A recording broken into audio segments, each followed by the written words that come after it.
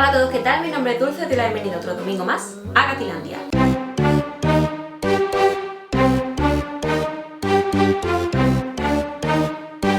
¿Recordáis que el domingo pasado mencioné que Stephen King puso en un tweet que Donald Trump le recordaba a Cthulhu? Bien, pues en este especial de Halloween hoy hablamos de Lovecraft. Pero antes de empezar, hoy me voy a dejar las gafas, tengo el aro de luz un poquito más alto que de normal porque sé que se refleja en el cristal y al editar me pone nerviosa y me imagino que el que lo vea también le pondrá nervioso porque es que no se me ven los ojos. Entonces lo he puesto un poquito más alto y creo que ya no me refleja en el cristal de las gafas. Es que sin gafas verdaderamente no veo. Y por otro lado tengo la chuletilla en la mano. Ya desisto a tener el vasito porque es que de lejos no veo, entonces tengo que tener la chuleta en la mano. Ahora ya sí que sí. ¡Empezamos! Howard Phillips Lovecraft, más conocido por su apellido Lovecraft, nace el 20 de agosto de 1890 en Providence, la capital de Rhode Island, en Estados Unidos. Está considerado el padre del terror, ya que él fue el que crea una mitología conocida como los mitos de Cthulhu, Cthulhu creo que se pronuncia, y todo esto constituye lo que se conoce como su ciclo de terror cósmico. Lovecraft sentía debilidad tanto por los gatos como por los helados. Además tenía un gato negro. Voy a leer una cita textual dicha por él mismo. No me disgustan los perros más de lo que lo hacen los monos, los seres humanos, los comerciantes, las vacas, las ovejas o los pterodáctilos.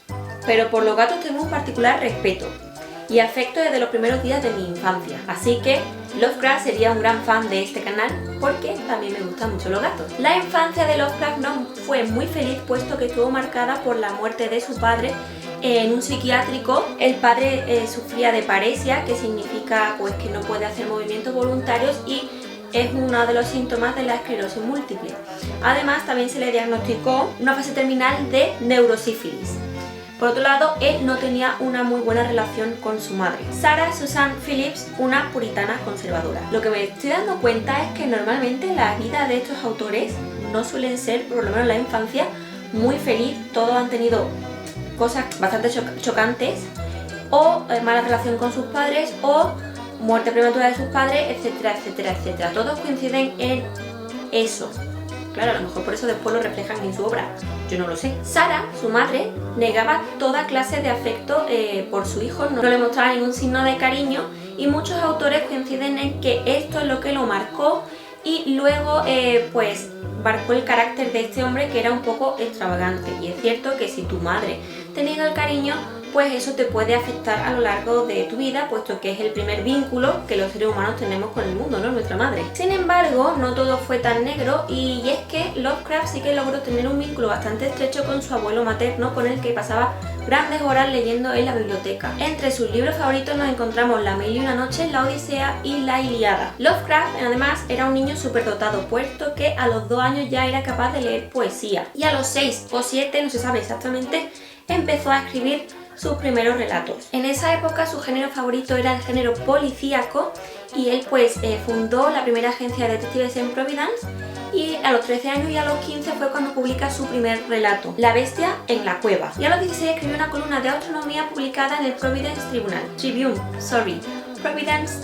La muerte del abuelo materno en 1904 marca mucho e incluso llega a pensar en el propio suicidio este autor. Sin embargo, decide no suicidarse porque durante los años este autor había escrito algo que le daba como motivos para vivir, y es ese interés que tenía en conocer. Sin embargo, durante toda su vida vivió como un ermitaño. Tras la muerte de su madre en 1921, Lovecraft acudió a una convención de autores aficionados en Boston y ahí es donde conoce a Sonia Green. Sonia era hija de inmigrantes ucranianos y aunque era 7 años mayor que él y viuda, se casan en 1924 y se mudan a Brooklyn. Sin embargo, la pareja pronto empezó a tener problemas económicos. Sonia tenía una tienda de sombreros que quiebra y la obligan a dejarse la vida en otros lugares.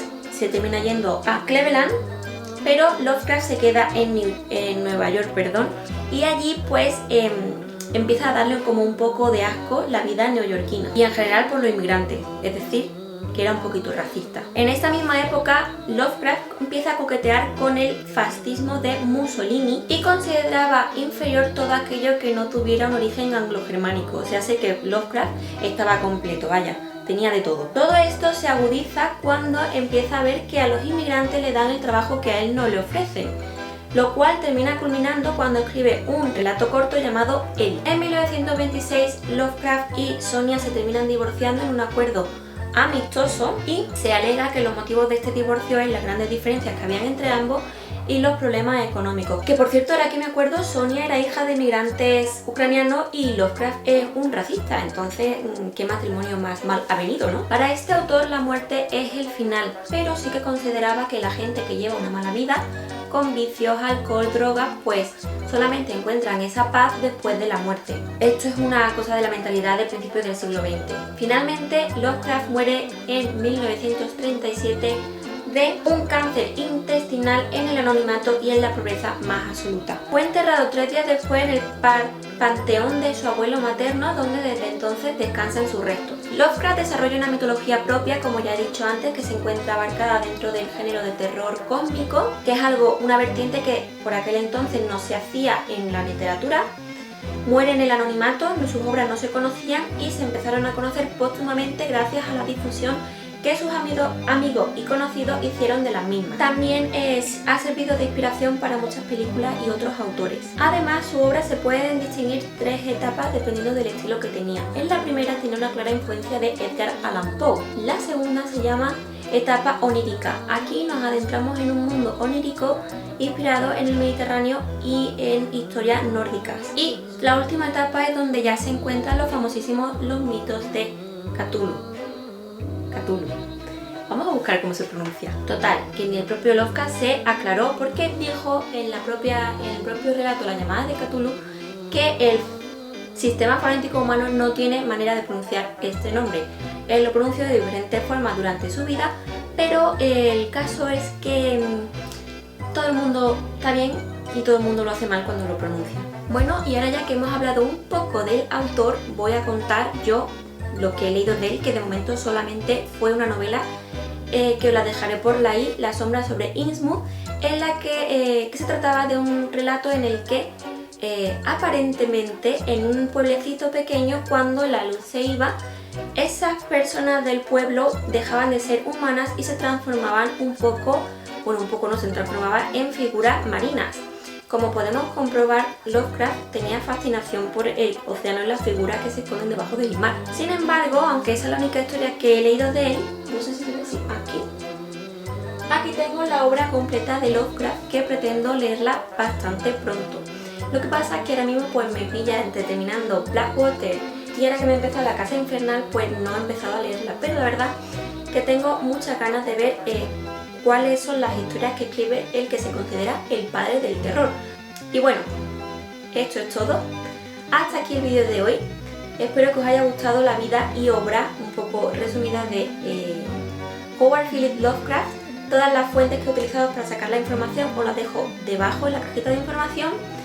Y si os ha gustado, pues nada, os podéis suscribir a mi canal, dejarme un me gusta y nosotros nos vemos el domingo que viene con el último especial de esta Spooky Season. Bye.